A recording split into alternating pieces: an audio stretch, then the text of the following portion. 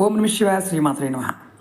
చాలామంది మిత్రులు, గురువుగారు మాకు పర్సులో డబ్బులు పెట్టుకుంటే డబ్బులు నిలబడటం లేదు, ఇన్ని డబ్బులు పెడితే డబ్బులు ఖర్చు అయిపోతున్నాయి, మేము మా జాతక ప్రకారం మాకు మంచి కలర్ ఏదైతే ఉందో దాన్నే మేము ఎంచుకున్నాము, అయినప్పటికీ మా దగ్గర డబ్బు ఖర్చు అయిపోతుంది, కారణం ఏంటని చాలామంది అడిగారు.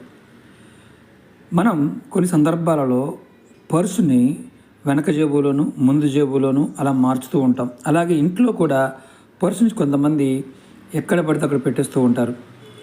దానివల్ల పర్సులో నకారాత్మకమైన శక్తులు ప్రవేశిస్తాయి.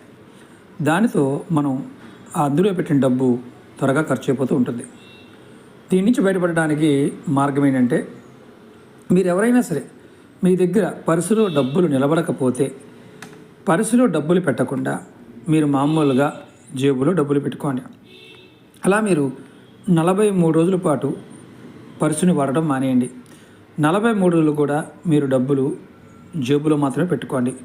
ఇలా మీరు ప్రయత్నం చేస్తే మీ దగ్గర డబ్బు నిలబడుతుందా లేదా అనే విషయం మీకు అర్థమవుతుంది. అంటే పర్సు వల్ల మీకు నష్టం వచ్చిందా, లేదా గ్రహరీత్యా మీకు నష్టపోతున్నారా, లేదు మీకు ఏదైతే ఇంట్లో మీరు పర్సుని ఎక్కడ పెడితే అక్కడ పెడుతున్నారో ఆ ప్రదేశంలో పెట్టడం వల్ల అలాంటి సమస్య వచ్చిందా అనేది మీకు అర్థమవుతుంది.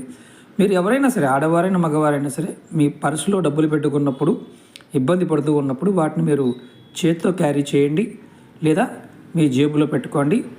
ఆడవారైతే మాత్రం ఖచ్చితంగా వారు పర్సు మెయింటైన్ చేయడమే మంచిది. వాళ్ళకి బ్యాగ్ ఉంటుంది కాబట్టి, అది పర్సు కాదు కాబట్టి ఇబ్బంది లేదు.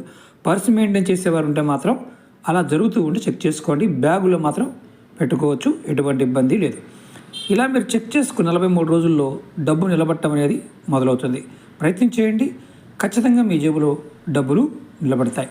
ఓం నమ శివాయ శ్రీమాత్రే నమః.